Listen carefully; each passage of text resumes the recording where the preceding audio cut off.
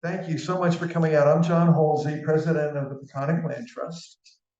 And we're gathered here to talk about Sagg Pond, a waterway that we're all familiar with and one that is severely hampered by the flow of nitrogen coming in through the groundwater into the pond itself and the resulting blue-green algae.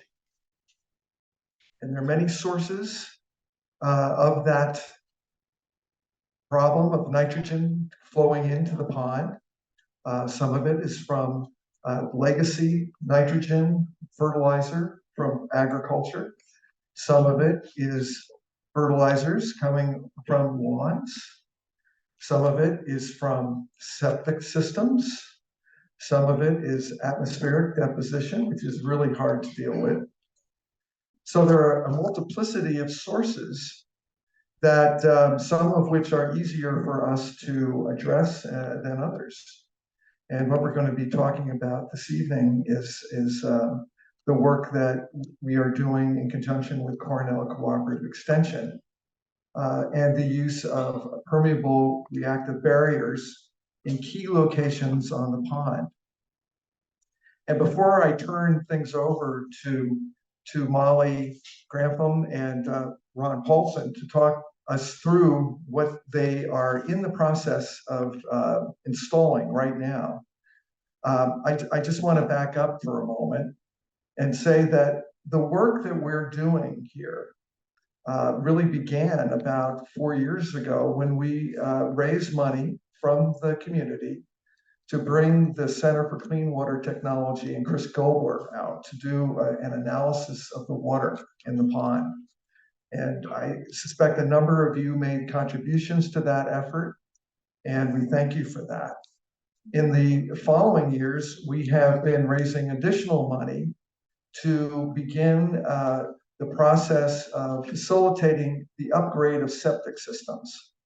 So again, with your dollars that you've contributed to the Sagg Pond Restoration Fund, we've actually funded a position in the Center for Clean Water Technology to work with property owners in the Sagg Pond watershed to upgrade, help them consider their options for the best system to put into their residence. So this is a really important part. The other thing that we have done is we've leveraged your money to get public money from the Community Preservation Water Quality Improvement Program. That's part of the 2% money that doesn't come to us. It goes to the town. And that's been very helpful in terms of matching the cost to do some of the work that Cornell is doing right now. We do have a goal of raising, and you're going to hear about this from another staff member later. Our goal is to raise $465,000 to support all of this work by the end of November. The good news, hold on, is we're almost halfway there. So we've got $220,000 that we've raised thus far. There have been some very significant donors behind this thus far. Every contribution helps. It helps us do this coordination work, and it helps our partners do the work with our neighbors in the watershed, whether it's septic systems or even looking at how they manage their lawn and their gardens, etc. So without further ado, it is my pleasure to introduce Molly Graffam and Ron Paulsen to take us through where we are today with the PRBs. So yeah, it's great to be here. I've been working in Sagg Pond for a long time. I've been working on my own these days, but I worked for Cornell for 25 years, off and on. So a lot of the work, oh, is that better? Okay, yeah. So this whole effort has different components to it and different expertise. And so I'm the hydrogeologist, do a lot of the physical measurements out there to determine where the groundwater is discharging, what it's bringing in to the pond.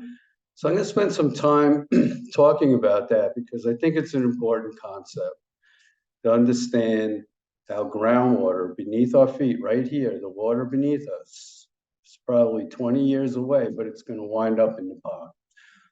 And we're all part of this. So if you live near the shoreline, you know, that's easy to see, you might have an impact, but equally as important is even folks in the watershed who live far away, you know, also have an impact. So again, I've been doing this Clear and Cornell these days. Before that, I was just working with Cornell, but you know, we work in conjunction. I'm under contract with them, so it's really the same team. But there's different players nowadays. Just wanted to clarify that. And we've been doing this through Cornell mostly for 25 years, and you know, we've done a lot of surface water measurements, as has Chris Gobler has also, that identified a lot of these ponds being in, you know, difficult shape, impaired water bodies that are stressed, and they, you know, they have severe impacts. And so what are we gonna, how are we gonna address this? And so the thing that came up a few times, and John referred to, is this groundwater discharge, a submarine groundwater discharge that I want to spend a little time on because I think it's important to understand that, because it's this hidden interaction that happens subtly, you know, that we're all part of, and we all got to realize that. You know, it's easy to see that, you know, well, it's just, you know, near the shorelines, or it's some other input, but no, it's all of us. And this phenomena, the submarine groundwater discharge, I think is important to understand. And that work leads, when we find these targets, to do remediation. We know exactly where to do it and where we should put our funding. And that's where permeable reactive barriers come in. And Molly's our expert geochemist on that, and she'll go over that. So this, I'm probably going to beat this to death a little bit. That's how important I think it is that we understand this groundwater influence on that pond, and where it vents and how it vents, and you know, where it needs to be addressed mostly. And it's really pretty simple. It's really just hydraulics. The groundwater level is up here, the pond's down here. So the groundwater wants to flow to the pond. And all groundwater on Long Island winds up in the surface water. So we live on this island, it'll wind up in somebody's surface water near their home.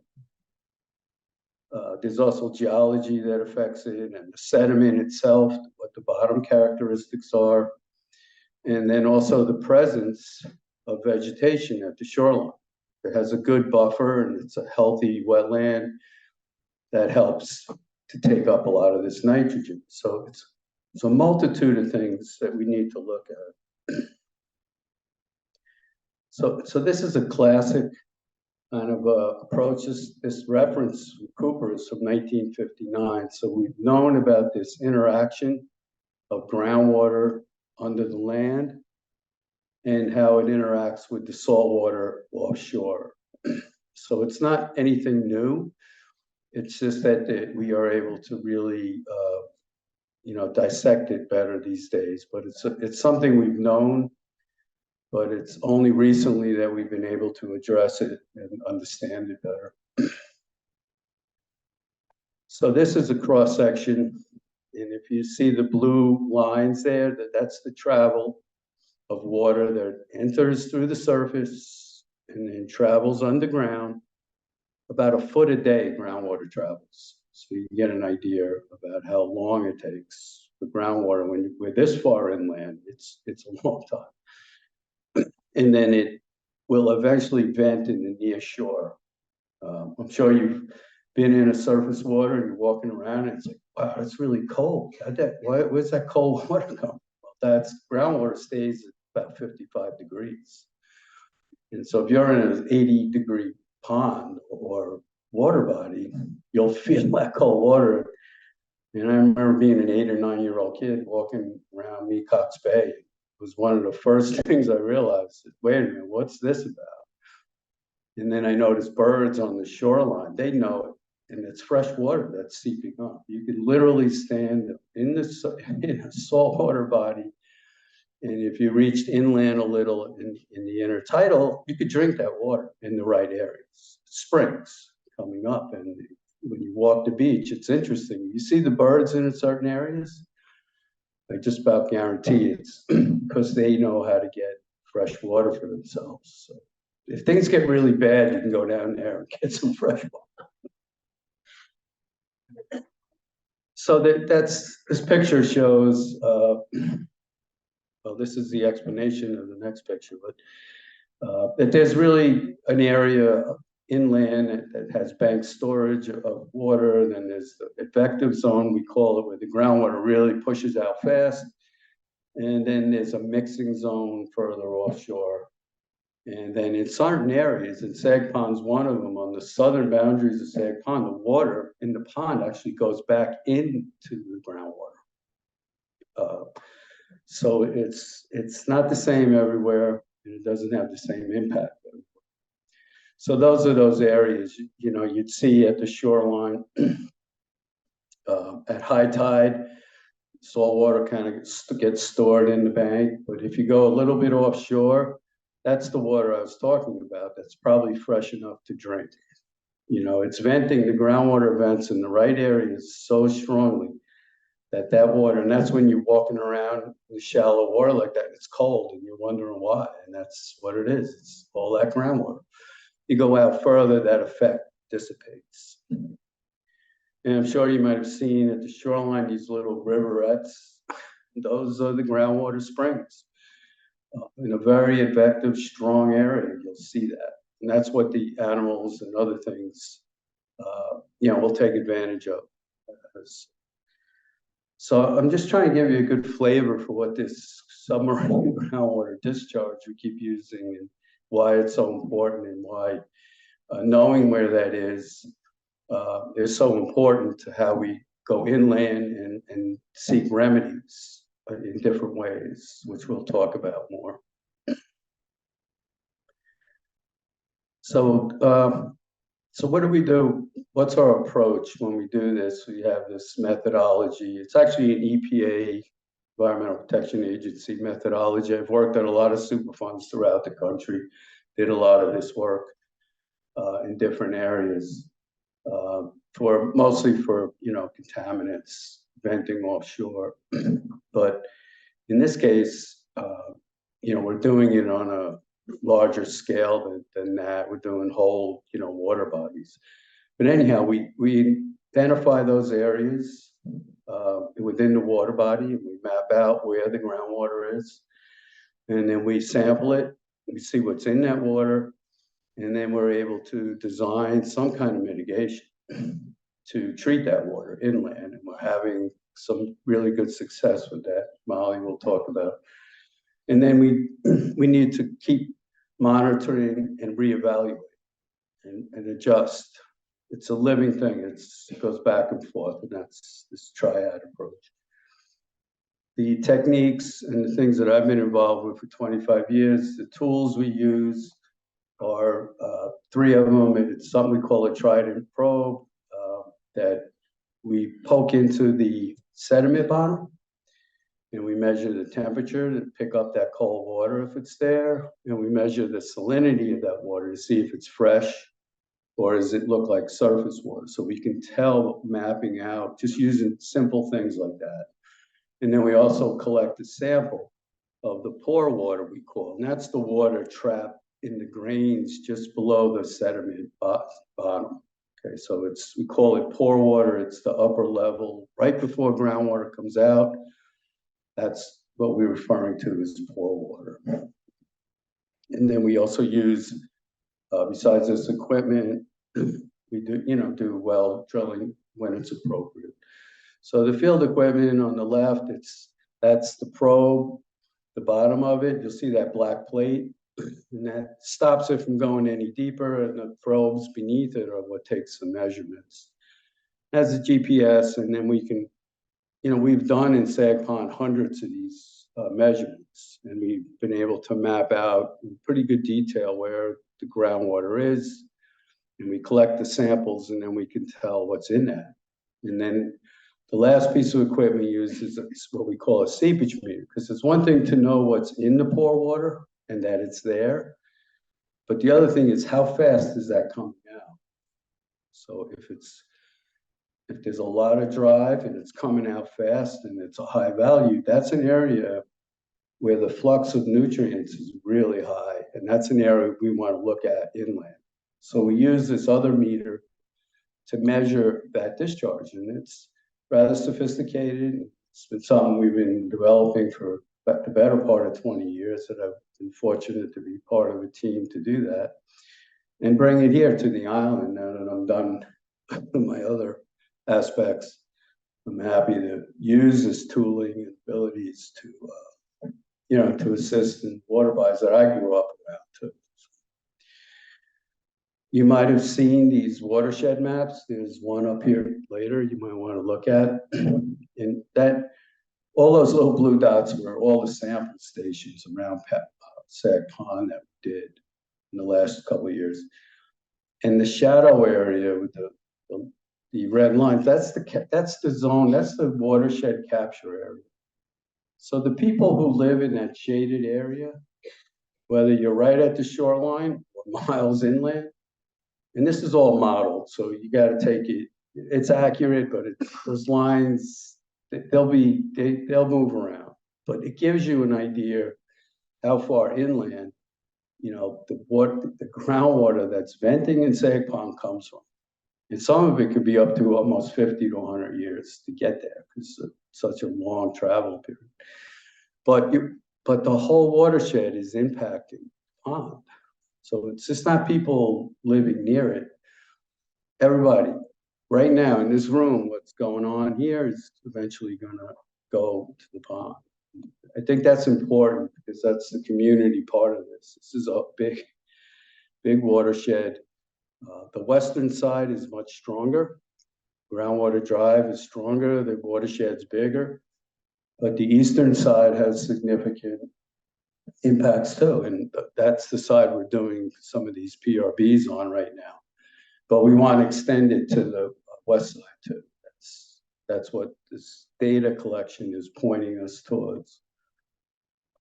So what does all this mean? So the 2001 survey on the left was the initial survey, and those were all the stations that we collected nitrate water, most different forms of nitrogen, but we concentrate on nitrate. And so the darker the orange dots are, the higher the concentration of nitrogen that we found in the pore water. And so there were, I don't know, maybe in 2021, we had I'm just going to talk about the west side because that's the recent data I want to talk about. But on the west side, there was 5 or 6 areas where the nitrogen was really high, 5 to 13 milligrams per liter, which is high. You want it to be, healthy groundwater should be 2 or 3 or 4, the most. So when you have values of nitrogen, 10 is the drinking water standard. So we had quite a few over 10. And then if, we repeated it and we refined this survey recently on the western shoreline, and that's the plot you see, on the right. And you'll see the orange dots we found there were a lot more. We had 12 sites just on that side, over 5 milligrams per liter. One was 16 milligrams per liter. So where those orange dots are clustered, those are the areas that will probably be the future areas we'd like to do the remediation techniques that we're doing on the east side right now. So that gives you a flavor for how we use all this information and tools, how we get these targets, and how we want to expand, these techniques, but it's also people upgrading their septics and controlling fertilizer use. It's a variety of things, enhancing the shoreline buffers. So you put all that together, if I think you can make a big effect on this pond in the next 10 years and turn it around. You know, I don't know, people know to go to Agawam Lake in Southampton Village, and that lake has gotten so eutrophic without oxygen, they have to pump oxygen into it. It's like on life support. So we don't want to get there. We're not to that point. And so, you know, that doesn't benefit anybody, but there are ponds like that, you know, not far from here that have really severe problems. And one of those more challenged ones is Poxabog Pond, which we also did some work on it, but I don't want to take up too much more time. So, but we did, the big takeaway in these triangles were where we measured groundwater discharge with these seepage meters. And what's kind of neat about it is the upper part, the northern part of the pond, you see the blue triangles. That's where groundwater enters the pond, or can enter the pond. But if you look at the whole South Shore and all the way up the sides, those are areas that discharge.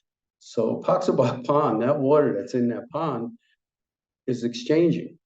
Comes in on one side, goes down and back into the groundwater, and then travels to Sagg Pond. So these ponds are really kind of neat. They're not static. They look it. And so that was some other work that we also did in this area. And there's some remedies even there that could be probably put in place with shoreline restoration. You know, there might be some things that can be done with the ag property. I think that the land trust is interested in, you know, maybe using some of the groundwater to treat, to spray on the plants there and take up the nitrogen. So you always got to be looking at more unique ways to do these. So Molly's going to go into a lot of these remedial measures and the PRBs, so I'm not going to go into that in any great detail. But we've had some good success today. Molly will tell you about that. And I just want to thank everybody, all the donors and the land trust. And, you know, my working closely with Cornell for many years, and we're still working closely together. And I just wanted to thank you all in the community that, you know, made a lot of this work possible. Look forward to it. All right, got to move the mic down here a little bit. Thank you all for coming. Thank you, Ron, for setting that up for me. And thank you, John, for giving that introduction as well. So John mentioned that nitrogen is one of the main things that we're talking about today.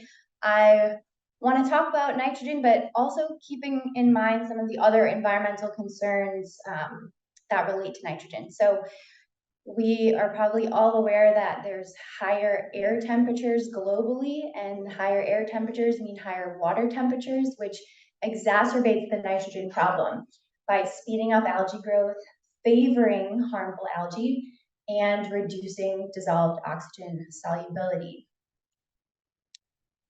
There's also land use and population growth. There's generally fewer preserved parcels, more people spending more time in this area year-round. More homes and more people mean more nutrients getting into our groundwater, our drinking water, and our surface water. And harmful algae blooms have been detected each summer in the Sagg Pond subwatershed, including Sagg Pond and Poxabog Pond. And these harmful algae blooms flourish when nitrogen levels are high, when the temperature and light conditions are high, and they produce and release a neurotoxin. So that's why there are beach closures and recommendations to not use water when these harmful algae blooms are present. So nitrogen is a nutrient that's needed for all living things, but in excess, it is considered a water quality contaminant. It's creating water quality issues. Here's another image of the Sagg Pond subwatershed. This one is from the Suffolk County subwatershed wastewater plant. So they may vary a little bit because they are produced by modeling. But this one shows the groundwater travel time in years with the yellow color representing 10 to 25 years. So that means that nitrogen added to the groundwater 10 to 25 years ago in those yellow areas is just now entering Sagg Pond. And nitrogen entering the pond today, if you think about this a different way, nitrogen entering the pond today is both fresh or new nitrogen and partly historical or legacy nitrogen. So legacy nitrogen is a problem on Long Island because the aquifer can store a lot of nitrogen in the water and we can't see it. We don't necessarily know how much is there, but we can make estimates based on land use. But it's just a large reservoir for storing nitrogen and holding it there for decades as that water moves towards surface water bodies. So since groundwater travel time is relatively slow, the nitrogen that's added today will continue to enter Sagg Pond for years and decades. And this isn't just a problem in Sagg Pond, this is a problem globally and across the US. And this was just a recent article from the USGS, which talks about why nitrate is still problematic, even though, you know, people are making efforts. Legacy nitrogen in the groundwater and wastewater treatment plant effluent may be the culprits. So Ron talked a little bit about the submarine groundwater discharge flow rate and the pore water nitrogen concentrations. And we've spent the past couple of years identifying and prioritizing shoreline areas where we found high nitrogen loading along the Sagg Pond. And specifically, I want to focus on two areas of Sagg Pond tonight, which we've been doing a lot of work. So this is an agricultural area where we covered 2021 to 2022, and the pore water nitrate values ranged from very low, less than 0.4 milligrams, up to 16 milligrams per liter.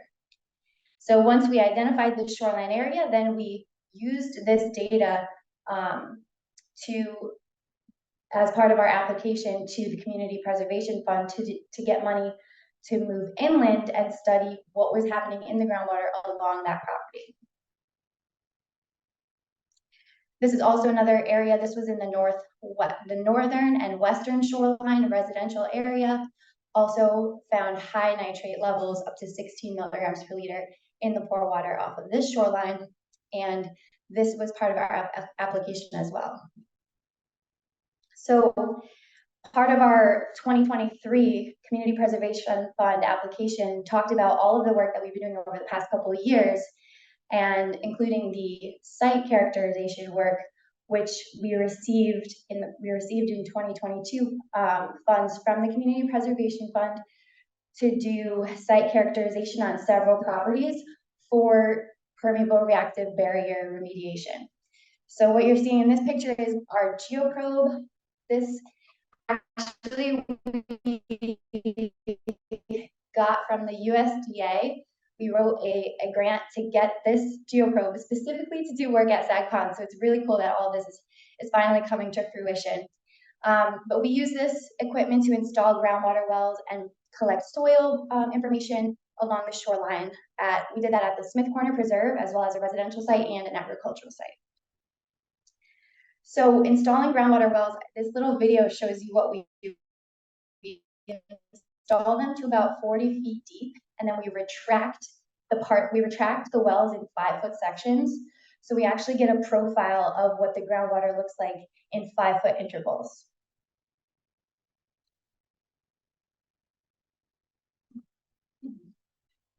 And then that helps us create maps and figures that look like this. So this looks a little bit complicated, but what you're seeing here is the 3 different sites, like a side view of what the groundwater looks like.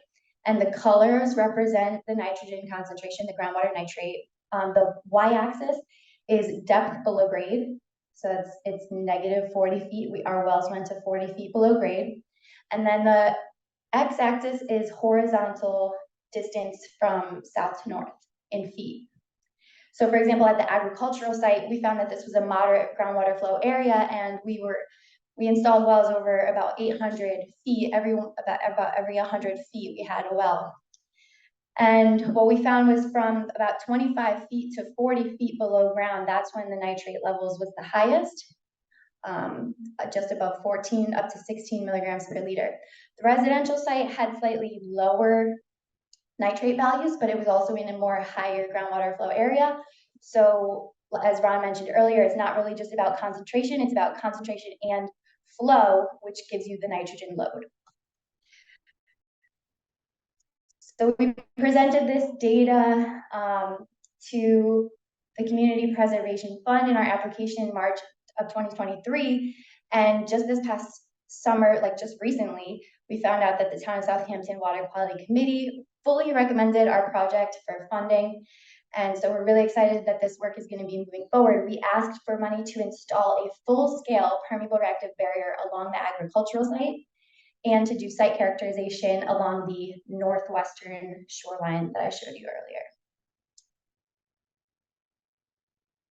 So we asked for this money to install a permeable reactive barrier. For those of you who aren't familiar, I'm just going to go over what this type of technology is and why we're so excited about it for Sagg Pond. So it's a sustainable type of technology. It uses natural materials, wood chips and gravel, or in some cases, a carbon oil, like soybean oil. It is cost effective in the long term. So there are quite high costs in the near term because we do site characterization and installation. But then because it's a passive technology, it requires no pumps, no energy input, it's just passive, and it works for decades. So in the long term, it's very cost effective. And it's resilient. It's going to be resilient to rising water levels, rising temperatures. Like, it just continues to work for decades over time. There's been studies that show that wood chip based permeable reactive barriers can last for 30 years or more. And it works by converting the water quality contaminant, nitrate, into nitrogen gas. So it's kind of like a sponge. It attracts water, and then it promotes the microbial community to do the reaction. These microbes exist naturally in the soil, and when they have the right conditions, they do this reaction naturally. And nitrogen gas is already 80% of our atmosphere. We're breathing it in right now, so it's completely harmless. So it takes the contaminant form of nitrate and converts it to a completely harmless form of nitrogen. So why are we so excited about these for Sagg Pond? Well, Sagg Pond has a unique shape. It's very long and skinny, so that means there's this extensive shoreline, and it's also relatively shallow. So that means there's high groundwater inputs coming from this extensive shoreline, and groundwater is impacting the water quality significantly. The land use around the pond is agricultural and residential primarily, which originally we thought that a public issue. It's no one person's issue, right? We're all contributing. But we found that these projects can actually move a lot faster on private properties.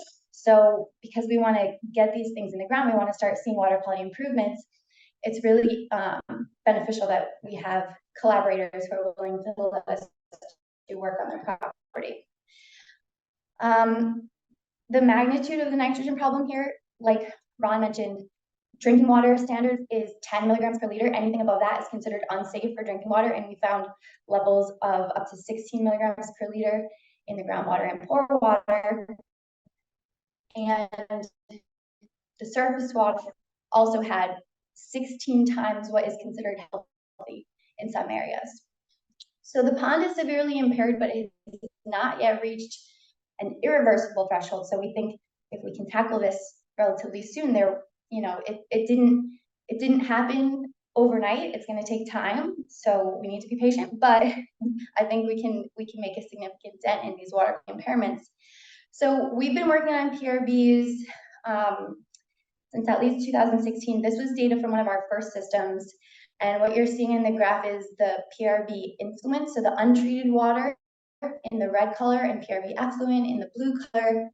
And we looked at treatment cells with wood chip and gravel material over a period of gradient. So these things were better in warmer months. We found about about 20 to 40% nitrate removal in cooler months versus 60 to 80% in the warmer months. But what we found at this site is that there was actually really significant groundwater discharge. So I think that the timing, like there wasn't quite enough time for that nitrate to be removed because there was such high groundwater flow. So the design of these things is really important, and we keep learning more each time we put one in. In 2020, we installed a bulkhead permeable reactive barrier. This was also with Town of Southampton Community Preservation money.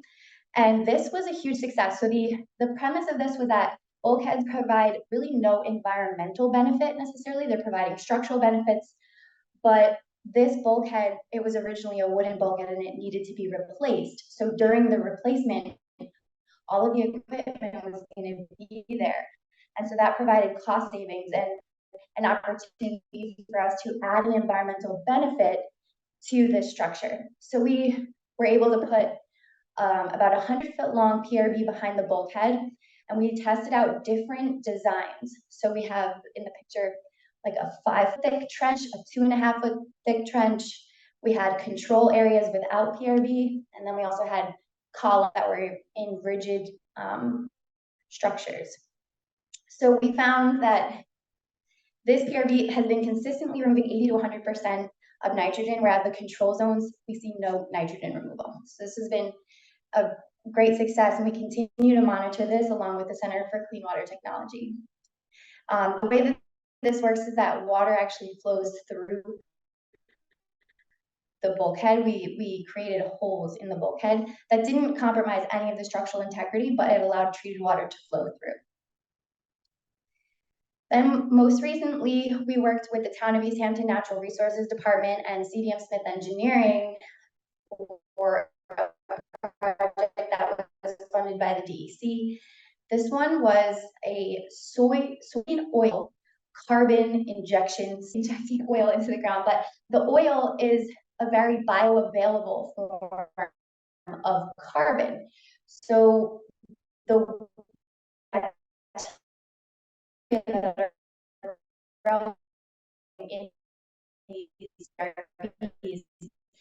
they consume the carbon, reduces the oxygen concentration, and allows microbiome. This soybean oil is a little bit more, it's like the bacteria can quickly switch to a time to, they degrade very slow source. And we've used a very conservative concentration because it was the first one of its kind going in on Long Island. So we wanted to be conservative about the concentration on the low side. Can we inject an emulsified soybean oil in and around wood chip columns? How do we make the installation more efficient? And then does the wood chip and carbon together outperform wood chips in the winter? Because so we are, over the next couple of weeks, we're going to be installing 20 columns in an array in 2 different zones, approximately 10 columns in about a 15-foot by 5-foot wide area and 30 feet deep. We'll have up gradient and down gradient monitoring wells. And the idea is that one zone will be wood chip columns only, and the other will be, if we get that far, we'll get wood chip columns plus a carbon emulsion in the next zone. So we start off with these hollow stem augers, which are very heavy and large, but we plug them with a wooden plug. So that's the picture that's on the left, and then the picture on the right is showing down the 30-foot column before the wood chips go in.